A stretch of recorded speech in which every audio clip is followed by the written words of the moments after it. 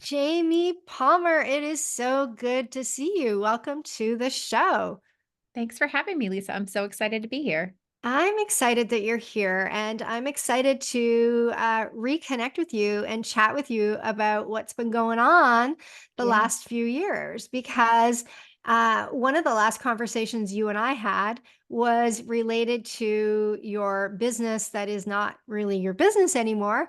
Mm, And, since that time, you made some really, really significant changes in your business. So I'd mm, like to start by maybe asking you to share with everybody a little bit about the story because you're a seasoned entrepreneur. You've been in business for yourself for a long, long time. But a few years ago, yeah. you decided to make what I call a sharp right turn and do something completely different. So, Mhm. can you start by telling us a little bit about that? Because I believe there's a lot of people listening to this show that have started a business and have essentially created a job for themselves that they feel like they can't quit. And Mm, I think your story of changing direction is very empowering and inspiring for people. yeah. So I had a social media marketing agency, business consulting, website design firm. And I started that when I was 20 and ran it until 2020. I was still doing business consulting. But I was like so burnt out. I was tired of just all the things essentially. I was tired of the ethics and integrity in the online space.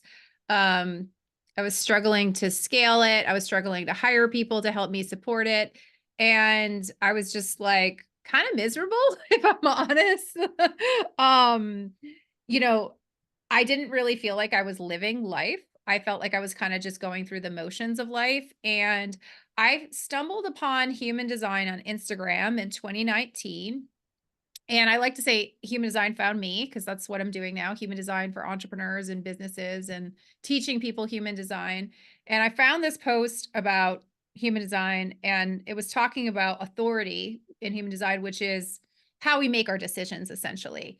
And I found out this was actually the type of authority that I had, which is known as an emotional authority, where you'll never have 100% certainty that you have a decision, right? You'll never have 100% knowing. 80% is your knowing.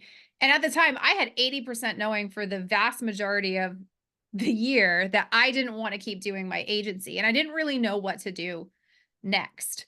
And so I started studying and digging in deeper. And then, I don't know, one March morning, right before all of the crazy lockdowns and everything, I said to my Pandemic team, stuff. yeah, all the pandemic stuff, I said to my team, I was like, look, I can't keep doing this. I'm going to keep everybody on part-time for 6 months. And I'm going to phase out the agency portion. I'm going to double down on my coaching and consulting for now, keep my business ecosystem builders program up and running, and just kind of figure it out. And so half the team quit immediately. And Right. the yeah, it worked out well for me. And then the other half stayed on to just help me transition for the contracts that we had and all that sort of stuff. And in that time, I was really just digging deeper into my own human design, and I was looking at my kids' design and my husband, and I started leveraging it with clients. And I started to realize like, huh, I'm kind of onto something here. And because I came from a business background, I was really looking at it differently than most other people. So I started to find these patterns with the different aspects in human design where we could look at someone's human design chart and say, oh, we can come up with how their business model should run here and how they could market themselves more ideally and all of these things. And I in June of 2021, I decided to do this workshop, and my whole past 20 years of being business for myself was all based on my agency, right? So everything was like social media this, Yeah. marketing that. So I just launched it to my list randomly and um on my socials, and I got like 25 people in. I was like, "Huh, okay." So I did that workshop and just That kind would of be a good pass sign. it was a good sign, and then I sort of just started to passively sell it, and then later that year, I was like, "You know what? Like, maybe I should put an offer together with this." Like, the clients that I was doing this work with one-on-one were having amazing results, And so I put together what is now known as the HD Your Biz program. It's what the book was based or is based upon. And I expected to sell 5. My stretch goal was 10. And I was like, if I just get paid to make this course, I'll be happy. And I ended up selling 67 in the beta. That's And that amazing. yeah, Congratulations.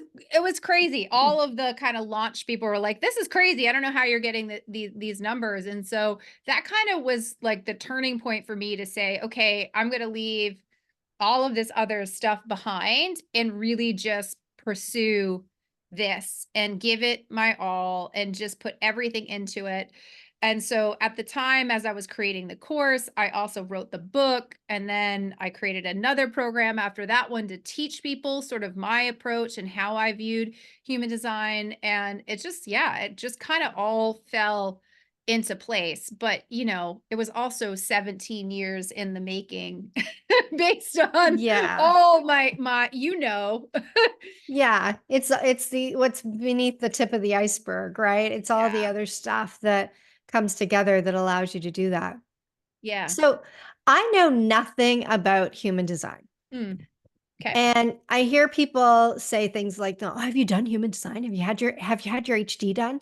So, can you educate our listeners on Yeah. what the heck is human design? Let's start with what human design is, and then let's talk about your book and your approach to Yeah. business using human design.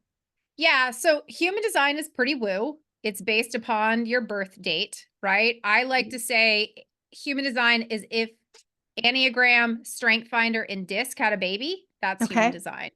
Okay, cool. So it's not something that's going to change depending upon the mood you're in or how you answer the questions. It's just based upon when you're born. And I am far more woo now, but I was a very logical person. But the thing that I kept coming up for me is like the more I saw about human design, I couldn't unsee it. So essentially, it uses the I Ching, the hexagram, the chakras, a little bit of astrology, and all of that stuff to sort of calculate, here's the person that's in front of you. Mhm. And but what is that? Like it calculate what does that mean then? So it calculates all these different aspects essentially. So type, there are 5 types in the human design system. Your type is sort of how you are designed to interact in the world. Your profile, sort of the personality that you bring to that. Then there's the centers in human design, which kind of gives you light on the strengths that you have. And then there's gates and channels, which adds even more depth and nuance to that and kind of how much energy you have or not. And so it's really this tool where, especially if you kind of honor the depth of it, um, you can really look at all these different aspects of yourself, like what environment you're going to thrive in, how you're designed to, whether you're designed to work with people or you're designed to work alone, whether you're here to multitask or whether you're here to, really work methodically. Are you here to be in the doing or are you here to be guiding? So it gives us all this little like details about how by design you show up as a human. And so how does one get their human design? So you just need to know your birth date, birth time, and location. And you can go on many different websites and get what we call your body graph chart. And so your body graph chart will give you all of these details around this information. Okay. And is there a particular site that you recommend people go to do this? Do you have a link on Um, your website that Yeah, people can do? I have a link on my website that people can use. I give a baseline information about each of so there's 5 types. I give Mhm. you information on your type, your profile, there's 12 profiles, and your authority, which is your decision-making style, which I find those 3 things for for entrepreneurs trying to use or business owners trying to use human design to be really, really supportive. It often provides them with a lot of validation as to why something didn't work out with someone or, as I said for myself, like I have emotional authority and I had this 80% decision and I kept waiting for 100. Well, it was never going to arrive, right? So it can really provide this validation and this understanding of kind of how you operate on a day-to-day basis in your business. Okay. Will you share that link with me so that I can put it in the show Yeah, notes? Okay, of that would be course. great. That would be great. So, talk to me a little bit about how does this help someone? So they get all this information back. Mm. What does it do to help them? I think that's a great question because I think there's it's just information if you don't do anything with it, right? Right. It's just like any other personality test if you don't actually do anything with it. I really work with people to try to help them break free from the things that they think that they should do. And I think having your human design chart can really help you understand how by nature you're here to move about in the world. And I think, particularly in business, entrepreneurs are conditioned and told and shoulded that they need to do this in this way, otherwise, they won't be successful. And so much of the work that I do is in kind of like how I think this is supportive is to offer people like, here are all the options to be successful, but ultimately, like given your human design, like we can take 90% of these off the table Mhm. because that's not really how by nature you're here to operate. And when you did this, were there any things that surprised you or did it all seem to make sense? So I think one of the biggest things that surprised me was that I learned I was a projector, which means I'm really here to be guiding and not doing. And I had spent the vast majority of my life, yes, I was guiding to an extent. Um, But I was in the doing so much in my agency, in my website, in all of that sort of stuff, and I think for me, it really gave validation to the fact that, like, I didn't feel a sense of success or satisfaction Mhm. in the doing, and now so much of the work that I do is guiding, is teaching, is educating, and I feel so much happier every day because of the fact that, like, it's such a it seems like a small tweak, but it's actually has been quite a massive change for me. Mhm. I was the doer in my agency in some form of another for 17 years, Mhm. and so that provided me a lot of understanding. I also learned that I was a 3-5, which is really here to experiment and experience and have a lot of failures and have a lot of trial and error and have a lot of ups and downs. So that also really gave me a sense of like all those times that I tried something and failed or it didn't work out, that it was for a reason. Like it had given me all of this wisdom. And so I think those would probably be the two big ones that come to mind for Mhm. me. Where did you get the courage to make the change? Like, how long did you think about making that change before you actually did it? And how did you feel before you told your team? And how did you feel when you had to go tell your clients? Um, I mean, some days I wake up still and I'm shocked. Like, I hate to say that, but it is true. Like, it took I mean, to for my team, I mean, I hemmed and hawed about that for probably 18 months before I worked up the courage to tell my team. Once I did tell my team, like, I felt this massive sense of relief and weight off my shoulders, and then when it came to clients, I don't think many of the clients were surprised, if I'm honest. I think they kinda knew that I was at my end with when it came to the agency, but in terms of, like, actually pivoting, I honestly don't think I would be doing what I'm doing if we didn't have all the lockdowns, if I didn't really have to see anybody, if I could just because I was afraid to tell my parents and my friends and my family. Like, I went from doing something very logical, very like, here's this concrete And thing you to were good some at it. yeah.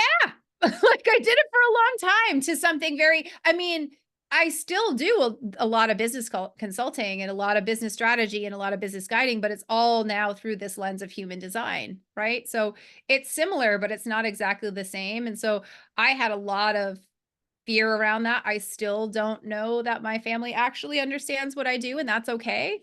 But it was probably about a solid year of like doubting myself and really like,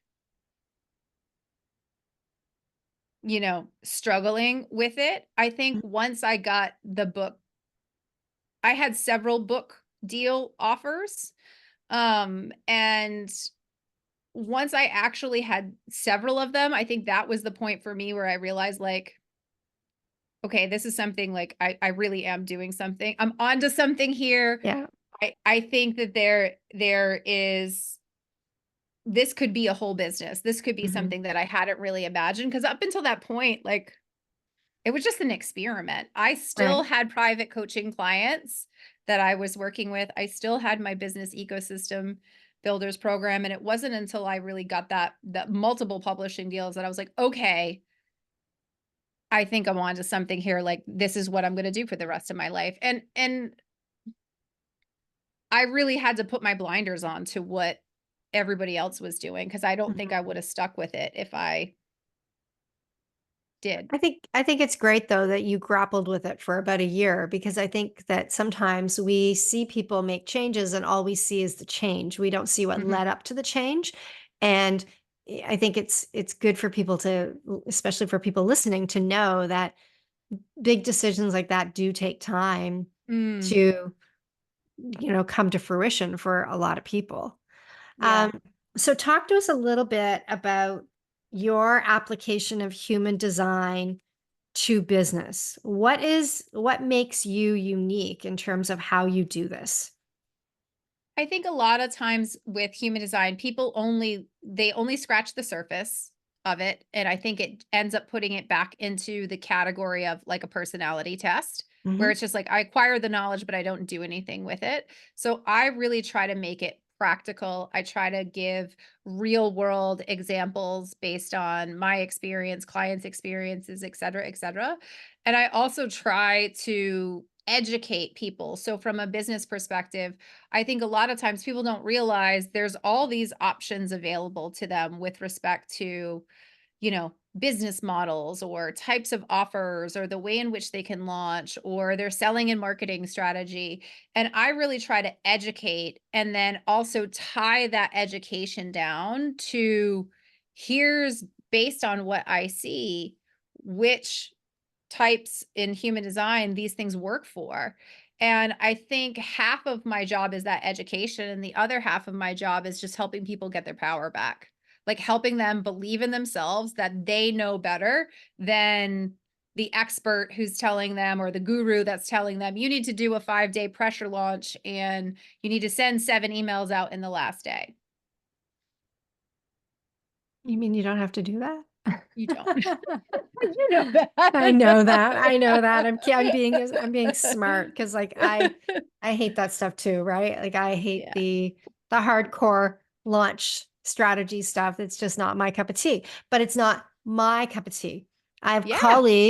I have colleagues that do a beautiful job of it. My Yep. my dear friend, she was a client at one point. I was a client of hers, Sigrun. Sigrun does a beautiful job of She does. launches and she gets super excited about it and passionate about it. And she's got great success. And I love that for her. Mhm. Is not my cup of tea. It's just Right. not what I want to do. And I think that that's the beauty of, something like human design. It sounds to me like it validates you where you're at. It's Yeah. interesting. I was having a conversation with a client of mine last week on a coach, I think it was last week on a coaching call.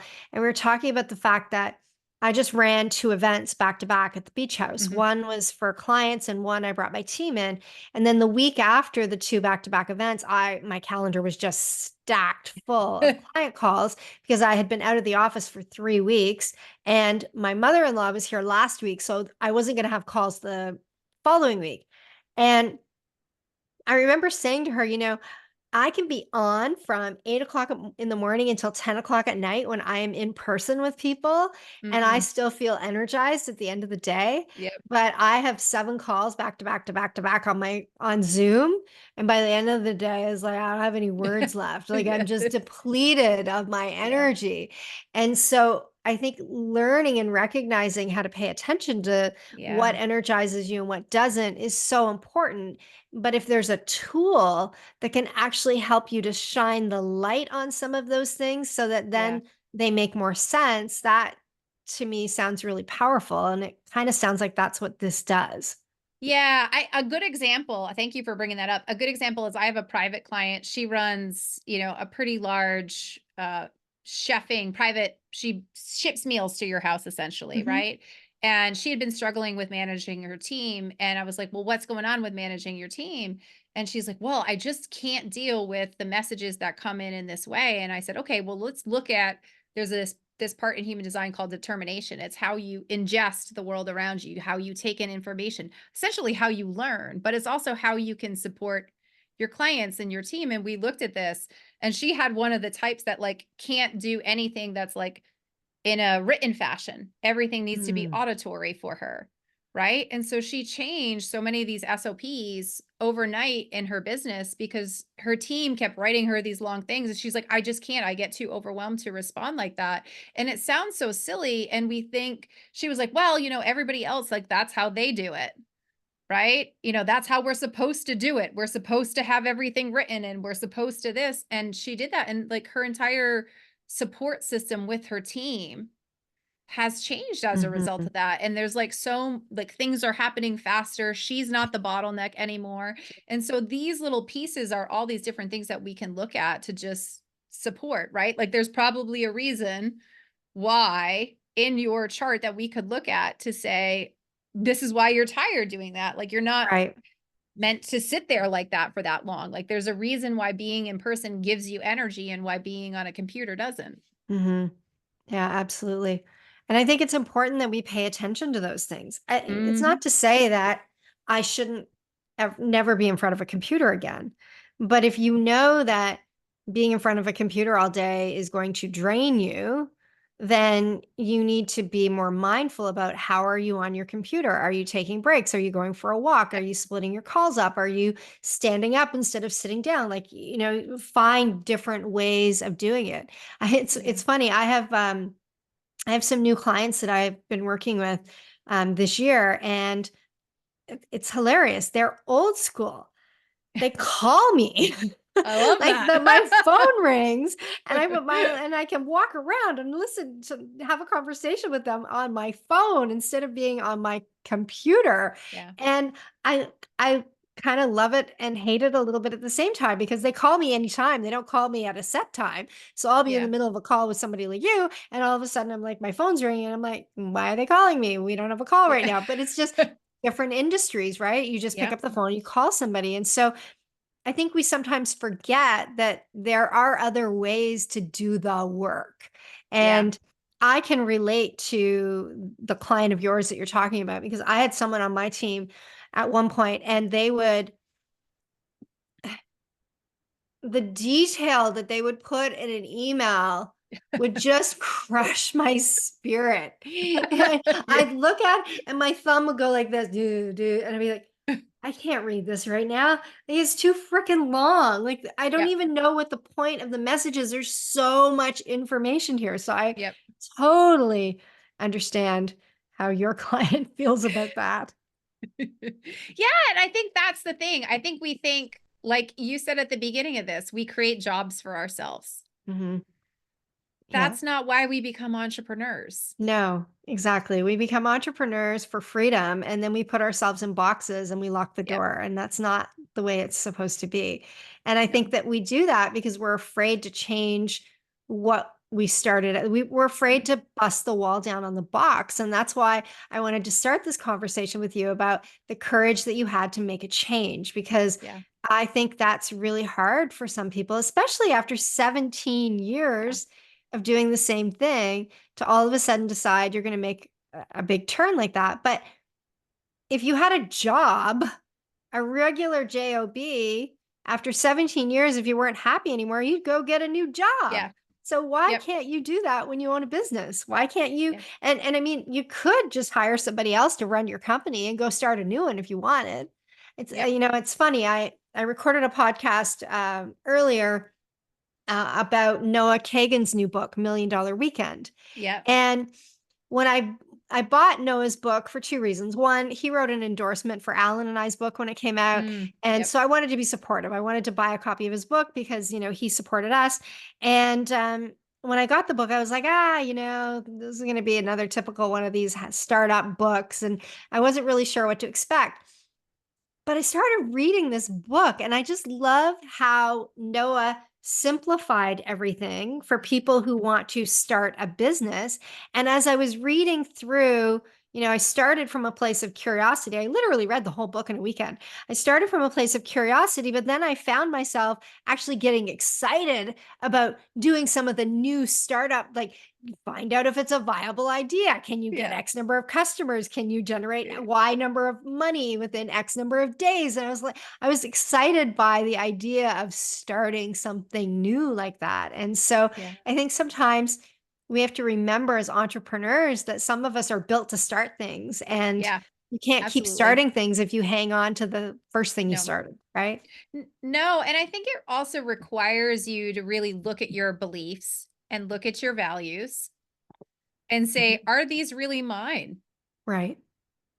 Or are they mine just because that's what's typical or standard in the industry? Or did some well-meaning person I hired instill these in me? Or this is what I think that I should do because it's between the hours of 9 to 5, and because it's between 9 and 5, I should be working, right? Like there's all of these things that I think we have to really just look at and question. I mean, my job last year, I felt like a huge part of my job in 2023 was to just put my blinders on to what everyone else was doing and just like tune into what like I actually wanted to do, how I actually wanted to work, how I desired to actually support people.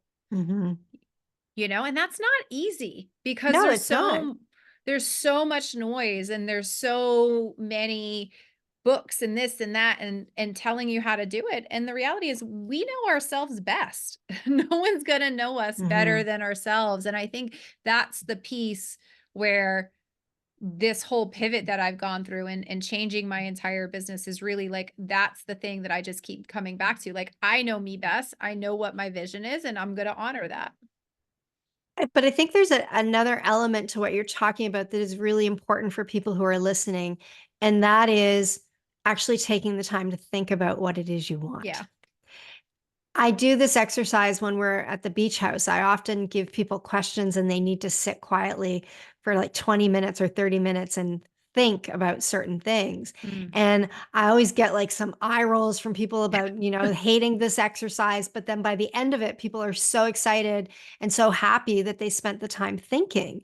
And Mm. we're so distracted by email, social media, Mhm. mobile devices, like notifications that we don't spend enough quiet time really thinking about what we want. And I think that's a miss for a lot of entrepreneurs today as well. Agreed completely. The Road Less Stupid by Keith Cunningham. He talks a lot about thinking time. And at the end of every chapter of that book, he has prompts for thinking. And it's Yeah. a fantastic book. I'm not sure. I know you're a book reader like I am. So, Yeah, yeah. yeah, it's a great one. Yeah. So, what else, Jamie? I want to know. Here's what I want to know. So, you made this change. How Yep. did it affect your life and business? How did it affect your business revenues? Like making a Yeah. shift like that. I mean, clearly the first year, probably things were a little bit different, but overall, how did it affect you financially making a change like that? Yeah, I mean, the first year was incredibly difficult, because I was navigating the new business and the Hmm. new model, and I still was doing a lot of one-on-one coaching because the revenue in the new business was not enough to support. Yeah. Startup. Yeah, it was a total startup. So that was most of 2022. 2023, I brought everything, all the revenue that I was making for my one-to-one coaching, which I will say was not as much as in my agency, Mhm. right? Because I But came in from your an agency. agency, you're also paying people, right? Yeah. So Yeah. I don't, I'm not, what I'm trying to understand is it doesn't have to be top line sales because Yeah. I've always said that doesn't impress. If you can't pay yourself, top line sales don't impress me, Yeah. right? Yeah. So, Totally. I last year I made as much in my business as I did in my agency days. it's Um, great. yep. And then I would say this year we are positioned to probably double that. That's Given awesome. the way that the last 6 months have been trending. Hmm.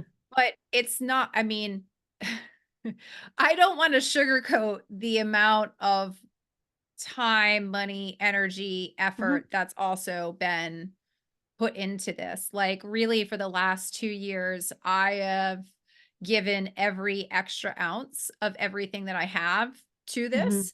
And at the same time, in 2.5 years, essentially, 2 years since I really fully committed to it,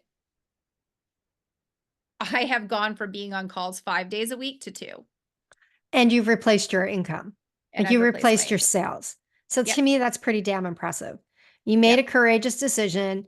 You went through the pain of startup the first year. By the end of the second year, you were back to where you were after 17 years in your Yep. business. And now you're on task to do even more and you're working less. Yep, and So my if, expenses obviously are so much lower. yeah. Um, I'm happier than ever. I homeschool both my kids now, like, easily, not like before where I was super stressed out about it. Um, and, like, my whole quality of life is better, and I love that, I have 2 days where I show up and I do back-to-back calls all day, and I love Mhm. it. I'm like, I don't have to switch gears. I'm just like, I'm gonna be Yeah. on, I'm gonna show up, I'm gonna do my thing, and then I have 5 days of the week to do my writing, my creativity, like, all that other stuff that I still do for the business, and it feels spacious. I don't have to be at my desk all the time. It's been great. I have no complaints, but I always just want to give that, caveat of, Yeah. there was a bit of suffering. Yeah, absolutely. And so there should be, right? You're starting something new, but I loved hearing that you've landed in a great place because I think that one of the reasons that people fear change is they fear that making the change is going to make life worse and not better. And Mhm. I think that you're delusional if you don't think that there's going to be at least a year of growth where things are going to be Mhm. hard because you're starting a new business. If you went and you opened a brand new bricks and mortar business on Main Street today, the first year would be hard because every Yep. business is like that. So Yep. that's good. I love hearing that. All right. So, do you have any questions for me? Yes, I do. Because I know that you work with lots of different business owners. And I loved your book with Alan. Thank you. I'm sort of curious, what do you think differentiates, those who can really build a 7 or 8-figure business versus those who don't? I think the differentiation is the size of the buy. I think people who can sell big rocks or higher priced items can stack those higher fees faster to get Mm, to a 7 or 8 figure business more easily than those who can't. Uh, so if you just look at coaching as an example, if you're charging mm, $100,000 a year or you're charging $10,000 a year, 100,000 is you only need 10 people, 10,000 need 100. So, mm, I think that's one of the things. The other thing that I think, at least for my business, that's been really great is just monthly recurring revenue, building out a mm, base of monthly recurring revenue. And you can do that through a retainer model. You can do it through a coaching and advisory model. You can do it through a group program or a membership program, whatever. But I think having some type of a monthly recurring revenue where one of your strategies is rooted in retention of that base is one of the mm, things that helps you to do it. And then, the last thing that I would say is your ability to sell. mm, I've said this before on other podcasts. I think that I think there are a lot of women who are very uncomfortable with selling. And because mm, they're uncomfortable with selling, they sell themselves short. And I think it's a skill that every founder needs if they're going Mm, to scale their business. And not only do they need it to get their business off the ground themselves, but you can't transfer a skill that you don't have to someone yeah. else. And so I think that is also an important part of it. You know that 3% of women exceed the seven-figure mark in their businesses. So it's a very small percentage. And Yeah. it used to be 5%, but it dropped to 3 after the pandemic because so many women were forced to stay at home and care for their kids. And Yeah. that is it's unfortunate that women were put in a situation where they had to choose between revenue in their business and their children. Obviously, they chose the right thing. And even at 5%, it's still too low of a number. And I think a lot of it has to do with a discomfort with selling and a discomfort with charging what they're worth. So we think Mm. about how we've been conditioned as women. Mhm.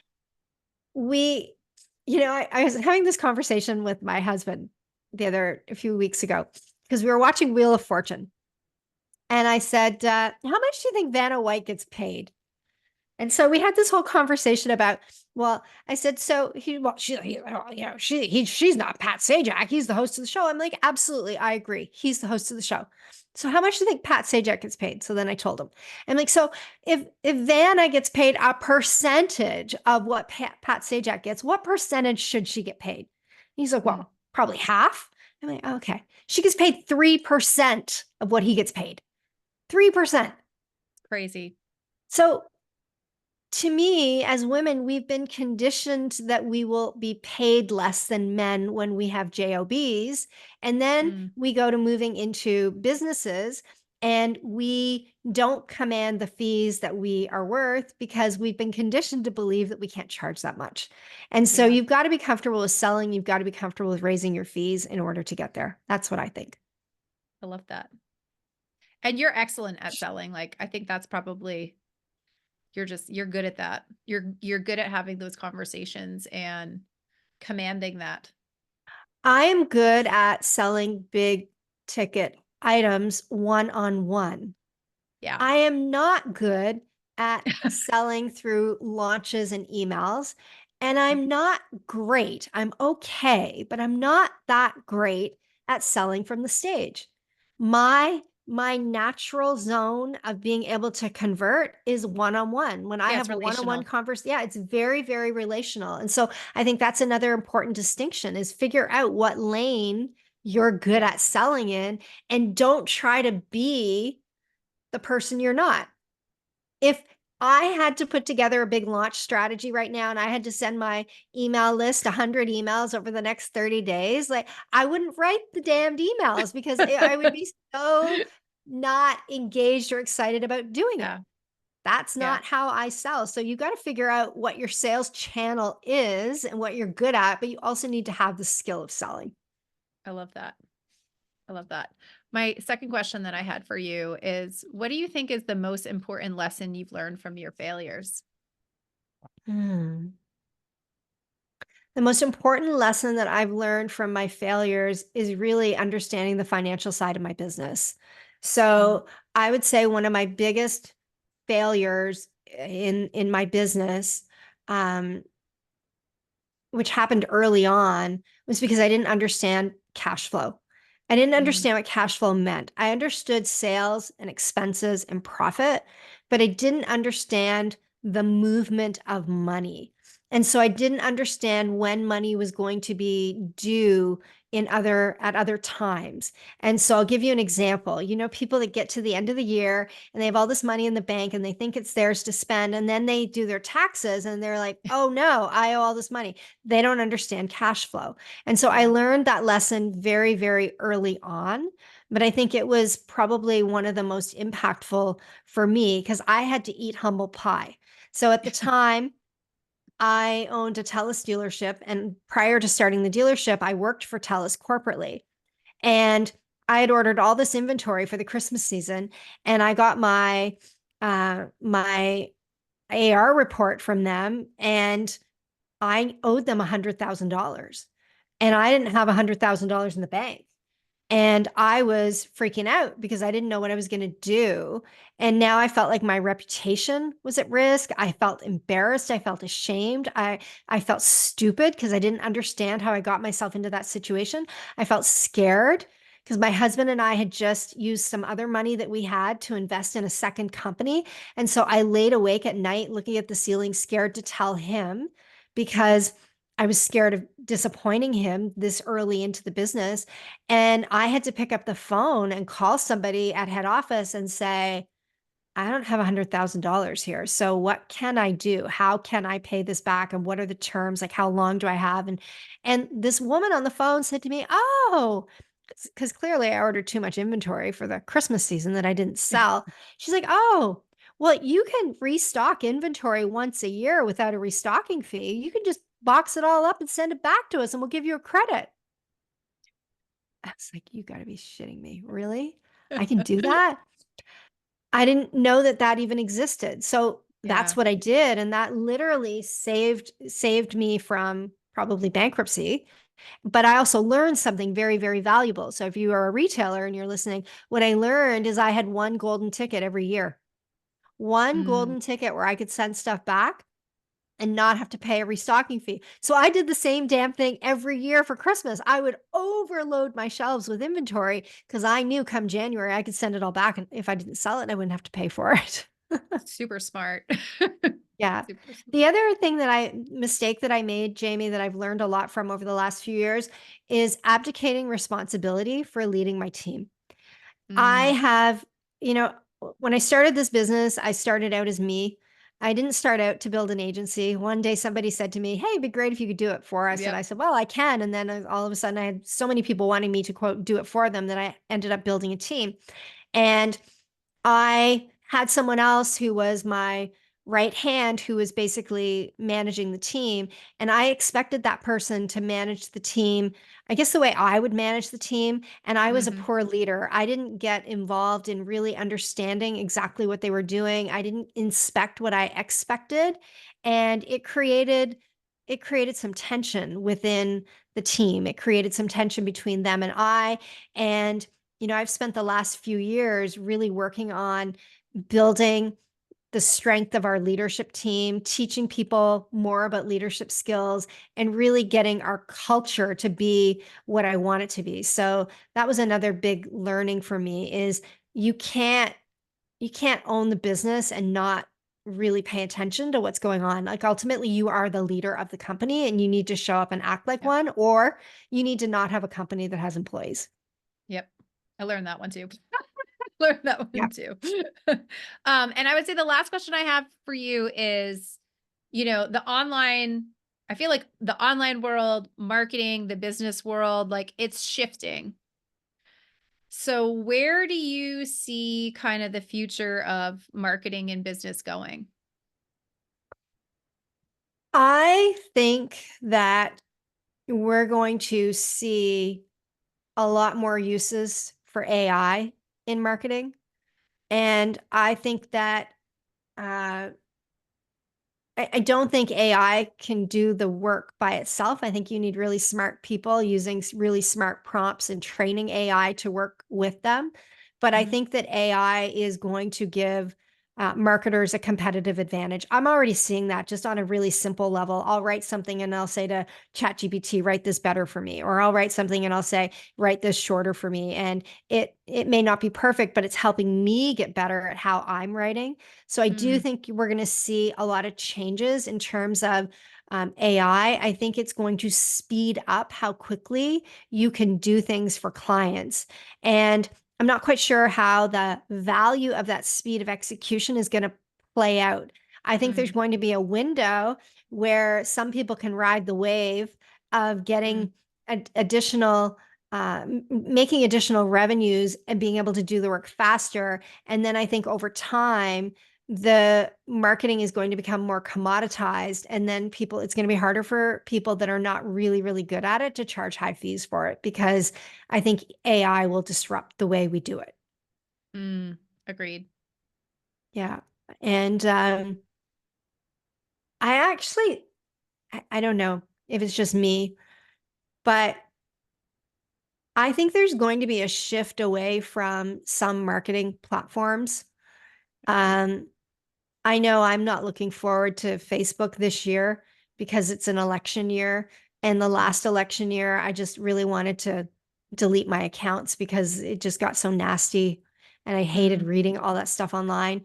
Um, so I think that, if that nastiness starts to migrate into other areas online, like you don't see so much of that on LinkedIn as you do on Facebook, but if we start to see more of that, I think there are some people that just they're not interested in it. They don't want to be part of that. So I think it's going to become um, harder to reach people through social media because of A, the noise, and B, the clutter of ads, and C, the overall discontent that people have in terms of using those channels. agreed. Agreed. I think we're already seeing it, if I'm Mhm. honest. I know I'm seeing it in my own business. Like I've really used social media a lot in the past few years, and I've Yeah. seen a decline in social media, but an increase in email marketing and Google search. Yeah. Yeah, for sure. For sure. I would agree. All right. So I have one last question for you before we wrap Mhm. up Sure. that I know our listeners will be interested in, and I'm interested in. Um, you are a bookworm like I am. Mm, What is the best book besides your book, your human design for business book that we will mm. link to? And you're going to, I think, give our listeners a code for your book. Yeah. Um, what is the best book that you've read in the last year? I I randomly received a book in the mail. It's called The Snow Leopard. It's Oh, by yeah, the I Category have it. Kings. Yes, I have It's it. that book, I think, hands down, is probably one of the most impactful books I've read in the last year. Really? Especially, yeah, because I want to really launch a publishing division in my own business because I really do have this passion for writing and synthesize information in the written word. And so that book really gave me a lot of insights on how to position my next book in a different way than with the publisher that I went with Hmm. for this book. And so that hands down probably was one of the most impactful books for me. And it really helped me realize, like, do I want to be like a thought leader or because there's a lot of nuance in there around positioning kind of your book in a category Yes. that I thought was really, really impactful for me to think about as positioning myself in human design and human design for business, since it is kind of this hybrid-ish Mhm. new field that is we'll see if it becomes mainstream. I'm not sure if it will, but I think that was hands down the most impactful book I've read in the last year. Well, you did essentially create a new category because HD was HD, but now you made it HD for business. So you did Yeah. create a category within the category. So that's smart. Yeah, I really like that author. I have that book here actually. It's on Yeah. my top shelf in the back corner. I've got, let me see, one, two, three bookshelves here with one, two, three, four, five, six shelves each. And the top shelf in the back corner is full of books that I bought that I have not read yet that are on my I still want to read list. So every so often I have to go through that shelf and go, I'm not interested in this one anymore, but it's still on. Yours was on that shelf too, right? It's like right Yeah. up there. Like I have not enough time and too many books. So I hear I you. love that you said that. So that's great. Well, thank you, Jamie, so much for Thank you. sharing not only your knowledge, but your journey.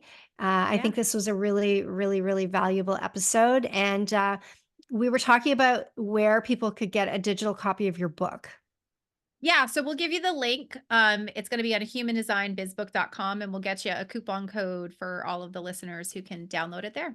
Okay, great. So we will put that in the show notes so everyone has it, and we'll email it to everyone as well when we send the episode out. So thank you so much for joining us. I've loved Okay. connecting with you and having this conversation.